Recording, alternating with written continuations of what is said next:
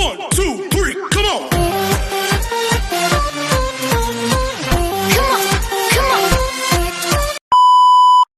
Hello beautiful people! Welcome back to my channel. This is your Mama Sam. Hola mga amigo, amiga, kumare at kumpare. Kamusta kayong lahat? Sana lahat po kayo ay okay at safe ngayong araw na ito. At syempre, kung ako naman ang tatanungin nyo, nakikita naman ninyo ang beauty ng Mama Sam ninyo, fresh overload pa rin, di ba? Ganyan talaga kapag umiinom ka ng maraming vitamin C plus kumakain ka ng maraming banana. Dahil sa banana, mas nakakaloka ang ganda ng Mama Sam ninyo. Charot!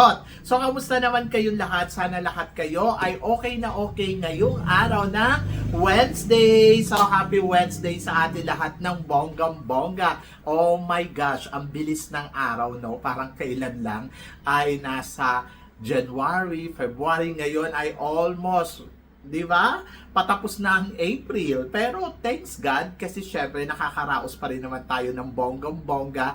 At syempre excited na tayo sa darating na coronation ng Miss Universe Philippines for 2025.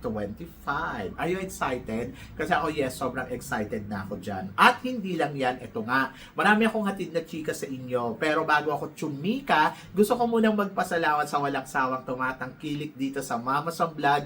Araw-araw, lagi-lagi. Maraming salamat po sa pagmamahal at support na binibigay ninyo. At syempre sa mga bago natin subscribers, hello po sa inyo lahat. Maraming salamat guys sa pag-subscribe ninyo. Syempre dito sa channel ko. At syempre sa lahat naman ng makasolid na Mama Sam dyan na laging tumututok dito. Maraming salamat guys sa inyong lahat. Kaya naman ngayong araw na to, marami akong hatid na chika sa inyo na talaga naman, oh my gosh, magtataas ang kilay ninyo ng bonggang-bongga sa mga pag-uusapan natin ngayon. Kaya guys, wag na nating patagalin ang ating mga chika. So, para sa una nating chika, eto nga, my gosh, excited ang lahat dahil ang ating reyna, at saka ang reyna ng Miss Cosmo ay nasa Indonesia para umattend ng Puteri Indonesia. Yes, Chelsea Fernandez makaka-experience ng bonggang-bongga sa Puteri Indonesia. At hindi lang yan, pati yung reyna. So, alam nyo kung tutuusin, no, napaka-bongga kasi parang hindi lang yung title ang kasama. Kumbaga, pati yung first runner-up dito sa Miss Cosmo sa packaging, di ba? Sa pag-imbita ng mga girls or queen na pupunta sa kanilang pageant. So, nakakatuwa kasi syempre kung ano yung natatamasang imbitasyon ng reyna ay ganun din yung ibinibigay na benefit para sa first runner-up. So, ayun ang maganda sa Miss Cosmo. Sa Miss Cosmo kasi, hindi lang yung queen yung mag-i-stay sa Vietnam, kundi pati yung first runner-up. At imagine ninyo, napakabongga, parang ang reyna ay si Chelsea Fernandez din. Kung ano yung mga pero syempre, ang doon, hindi sila parehas ng premyo, di ba? Mas malaki yung premyo talaga ng title. Pero I'm happy na nararanasan to ni Chelsea Fernandez at syempre honor natin yan na ang beauty queen natin ay pupunta sa Puteri Indonesia. So mabuhay ka, Chelsea Fernandez.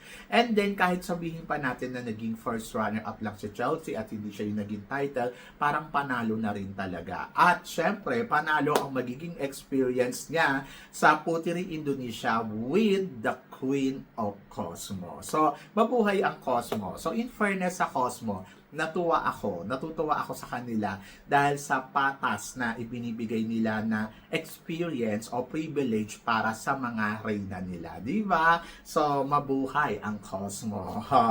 Gusto ko na siyang pageant. Pero ito, kahapon na pabalita yung pambato ng tawag dito, Colombia is from Universe. Pero ito naman, si Faith Marie Porter ay lalaban sa MGI All-Star from Ghana. Anong chika mo dito, Mama Sam?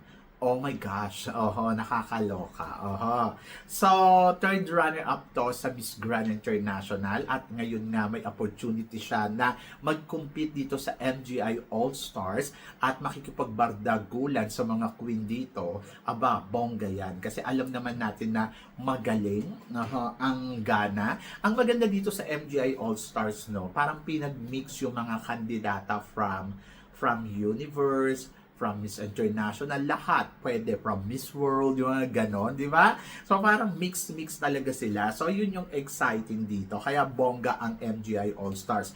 And then plus, ayan nga, pambato ng Ghana, malakas din sa competition na to. At I'm so excited. So, hindi ko naman nakikita na siya ang mananalo. Kay Colombia pa din. Ang nakikita ko na medyo talagang matindi, pero alam kong kakabugto sa top 5 ng ng MGI All-Stars kasi magaling siya pagdating sa kudaan. And looking forward kung ano magiging eksena dito ni Ghana. Ay, maganda yan, bongga yan, palaban yan. At para naman sa sumunod natin, chika, eto na nga, 11 days to go. Tama ba? 11 days to go, Miss Universe Philippines na. So, ano daw ang nakikita kong galing o laban ni Tarlac sa competition ng Miss Universe Philippines? To be honest, kung ganda ang pag-uusapan, wala tayong pag-uusapan. 3 kandidata ang nakikita ko na yung ganda, talagang quality.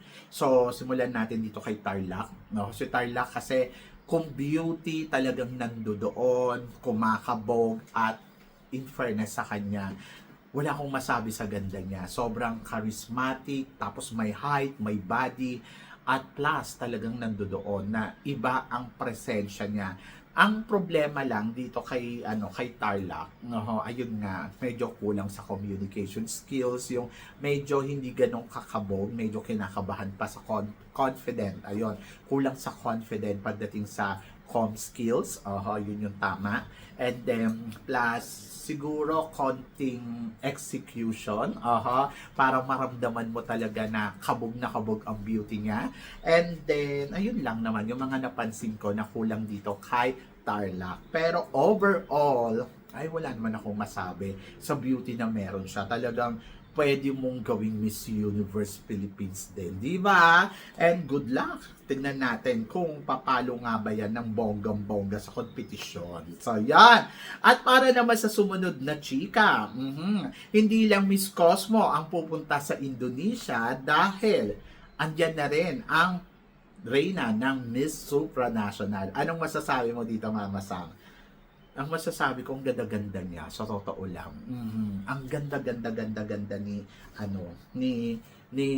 tawag dito, ang pangalan nito, ang ganda-ganda ni Supranational. Ayan yung sinasabi ko kaya nagugustuhan ko si Pampanga na maging Supranational kasi parang yung level ng beauty ni Miss Supranational from Brazil, pwedeng makuha yon, pwedeng ma-reach ng ganda ni tawag dito, ni Pampanga. Kaya lang ang naririnig ko kasi hindi sila open for the another crown. Hindi ko sure basta naririnig ko lang. Pero kung open sila, gusto ko siyang maging supranational kung hindi siya mananalong Miss Universe Philippines.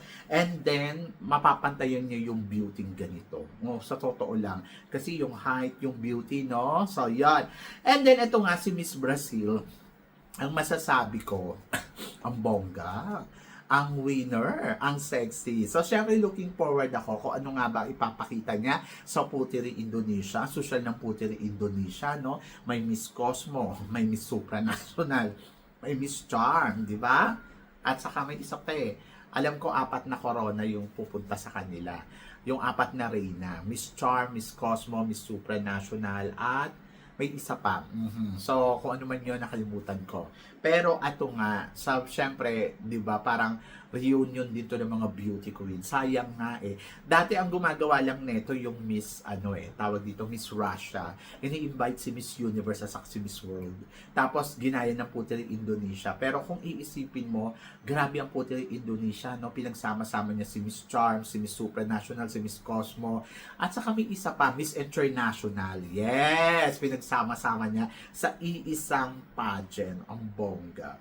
Pero dati ang iniimbitahan niya, Miss International, saka Miss Universe. Tapos saka supranational talaga. Kasi yun yung mga corona. Nawala sa kanila yung universe. Sayang. Sana nandito sana din si Universe rather, di ba? Pero ang bongga ng Puteri Indonesia. Pero nagagawa na rin naman to ng Pilipinas. Kasi di ba, ang binibining Pilipinas, ini-invite nila si Miss International at saka si Miss, tawag dito? Si Miss International, saka si Global. Si Miss Globe. Tapos doon naman sa sa Miss Universe Philippines, ini-invite naman niya si Universe. So yon. So okay lang 'yan. Pero bongga ang Puteri Indonesia kasi sama-sama yung mga reyna ng mga ng mga kabugan, supranational, Miss Cosmo, di ba? Sa akin ganun daw mas mataas, supranational or Miss Cosmo. For now, I think supranational. So yon. At good luck. Good luck sa pageant ng Puteri Indonesia. And then para sa sumunod natin, chika. Hello Jakarta, mabuhay Manila naman si Team Grand. Okay, yung Team Cosmo pupunta sa Jakarta. So yung first runner-up at saka yung title. Tapos dito naman sa Manila, syempre yung title saka yung first runner-up. So maganda ang pinapakita ng dalawang pageant ng Miss Grand at saka ng Miss Cosmo. Especially Cosmo. Kasi 'di ba parang ang privilege, yung halimbawa katulad niyan, nakikita mo yung first runner-up na may ganap din, may ginagawa din, 'di ba? Hindi katulad sa ibang pageant, pag first runner-up ka, bye-bye. So, waiting kung may ma-dethrone, ikaw yung papalit. Pero dito kasi ang maganda kasi dito sa sa Cosmo, talagang kasama lagi sa lahat ng activity, mula sa pagkakapanalo hanggang sa huli. Kaya importante yung last top 2. Ayun yung diferensya niya sa lahat ng pageant. Kasi sa Miss Grand naman, wala lang. Pinapackage lang naman sa mga, ayan, si Emma Tiglaw, pinapackage niya, sa kami mga ganap silang dalawa. Ang maganda kasi dito, sa Miss Grand na batch ni Emma, naging close talaga sila from the beginning at roommates sila. Di ba? So parang yung relationship nila na continuous nila at sa buong reigning syempre ni Emma Tiglaw, parang shinare niya dito kay Gatchabel, yung kanyang corona, yung kanyang pagiging reigning, parang ginawa niyang part ka sa reigning ko. So kaya nagkakaroon ng Team Grand kasi parang gawa ni Emma Tiglaw. Napakabait ni Emma Tiglaw bilang reyna. Kumbaga parang she share sinishare niya kay Bella yung pagkakapanalo niya. At sa mga gagawin niya, tulungan sila sa mga activity, especially in the Philippines. Ilang beses na ba bumalik si Gatchabel? It's a third time, di ba? My first time, second time, parang third time niya. Ganon. And congratulations, di ba? So, yon. So, at least, di ba, na-experience din ni Gatchabel na rumampa sa bench, di ba? And then, ito naman sa Miss Cosmo, literal, na talagang magka-work together. Kasi yung first edition, yung Indonesia, saka yung Thailand, work together. Pero kasi ang maganda ngayon, USA and Philippines, na alam natin na very powerhouse. So, siguro sa susunod, mga Latinas na yan, di ba? So, natutuwa ako kasi nabigyan tayo ng opportunity. Sana nga, maging reyna din tayo. Sana sa susunod na taon, manalo tayo or etong taon na to, di ba? So, yon. So, ang maganda sa Cosmo, yun nga. Nakikita mo yung journey ng hindi lang ng isa, kundi dalawa sila. Pero syempre, magkaiba nga yung mga papremyo nila. Syempre, pas panalo pa rin talaga yung title, di ba? So, yon. And congratulations sa mga reynang to.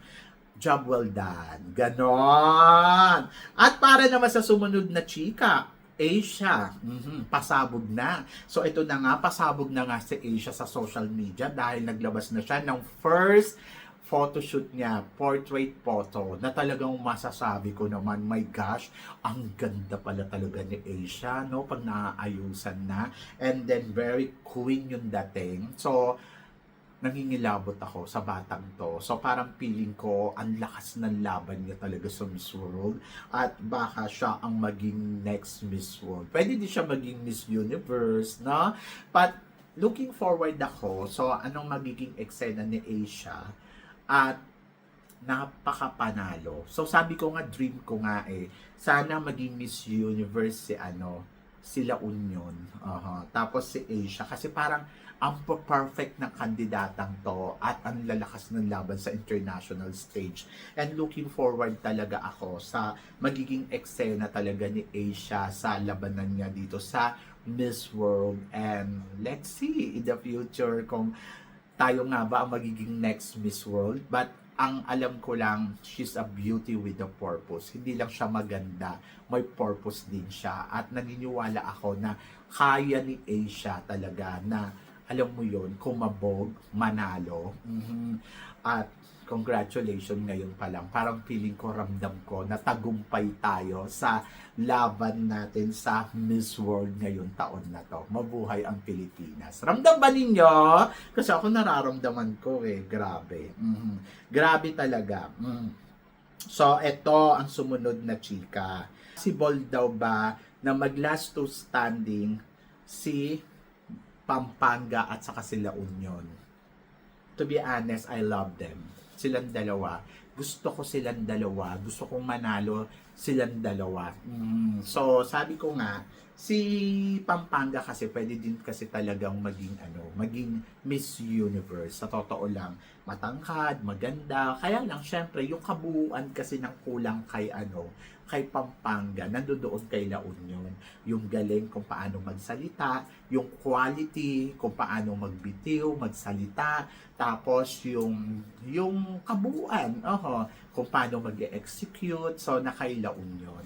Kaya mas nakikita ko na malaki yung chance ni La Union na manalo ng Miss Universe title more than kay Pampanga. Pero naniniwala ako, possible din makuha talaga ni Pampanga ang corona ng Miss Universe because she's a beautiful girl.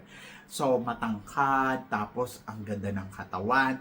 And then, ganun din syempre si La Union. So, si La Union, talagang total package. At maraming naniniwala na kapag dinala mo to sa Puerto Rico, mag-shine talaga si La Union ng bonggang-bongga at makikipagsabayan niya ng todo-todo. So, yon na parang ang easy natin makarating sa top 5 kung sila Union yung ipapadala. Yun yung nafe-feel natin, di ba? Pero, pwede din naman si Pampanga. May ibubuga din naman si Pampanga. Basta kailangan lang siguro ng konting paghahanda. And naniniwala ako na pwede. Bakit hindi? Di ba? So, yon. So, silang dalawa ay potential na pwede natin maipadala sa international stage. And then, kung sino ang mananalo sa kanilang dalawa, I hope na silang dalawa ay maging representative natin sa international stage. Sila Union, gusto ko sana sa Universe, and then gusto ko sana si Pampanga sa supranational. Pero kung halimbawa paano daw nagpalit, halimbawa sila Union daw ang gawin daw supranational, and then or kaya Cosmo, tapos ito naman daw si Pampanga ay gawing Universe. Why not? Pwede din naman. Bakit hindi? Di ba? Nasa hurado yan. Nasa destiny ng girl at naniniwala ako na ganon ang pwedeng maging resulta. Di ba? Nothing impossible. Pwedeng ganon ang mangyari. At pwede din na talagang ang manalo ay sila Union at si Pampanga for Supra. Wish all the best para sa kanilang dalawa. Di ba? So, yan. So, perfect. Para sa akin, pag ganun yung nangyari, perfect. Perfect na perfect. Ang lakas ng Pilipinas sa international stage. So, laban. Okay. And then, para sa sumunod na chika, paano naman daw pag nag-last to standing sila Union at saka si Taguig? To be honest, parehas din naman sila magaling. Wala namang duda, di ba? Yung galing nila talagang ramdam mo naman. At naniniwala naman ako na kaya naman nilang pumalo, kaya naman nilang mag-execute, kaya naman nilang ibigay yung best nila, di ba? So, yon. So, hindi imposible na gano'n ang mangyari. Pero nandoon ako sa part na parang, let's see, in the future, let's see kung ano nga ba ang magiging, laban nila. Let's see kung paano nga ba kakabog, di ba? So, basta magtiwala lang tayo sa galawan ng dalawang kandidatang to. Taguig is malakas sa lahat ng aspeto. Nakikita mo na talagang lumalaban, plakado, panalo. So, pwede mo ipadala sa Miss Universe. At ganun din talaga si La Union. Siyempre, maraming naniniwala kay La Union na parang she's the perfect candidates for the Philippines para sa international stage. Pero syempre, kailangan din yun patunayan talaga ni La Union at ilaban niya talaga ang corona ng Miss Universe Philippines. At malalaman natin yan very soon kasi maraming well-deserved naman. So, deserved ni Taguig, deserved ni Pampanga, at deserved din ng ibang candidates. So, let's see. But for now, nakikita ko malakas si Pampanga, nakikita ko malakas si La Union, nakikita ko malakas si Taguig. At let's see talaga kung kanino mapupunta ang corona ng Miss Universe Philippines. So, yan. So, kayo guys, ano guys ang masasabi ninyo dito sa mga pinag-uusapan natin ngayon? So, please comment below para at least malaman ko naman kung ano naman ang chika mo sa mga tinatalakay natin. Syempre, maraming salamat po sa inyong lahat sa support at pagmamahal na binibigay ninyo syempre dito sa channel ko. At sa mga hindi pa nakaka-follow at nakaka-subscribe, please don't forget to click like and subscribe my channel at i-click nyo na rin po ang notification bell to more updated syempre sa aking mga chika. Sabi nga ganon, always keep smiling and laban lang. So guys, hanggang dito na lang. Hanggang sa muli nating chikahan. See you tomorrow. Thank you guys.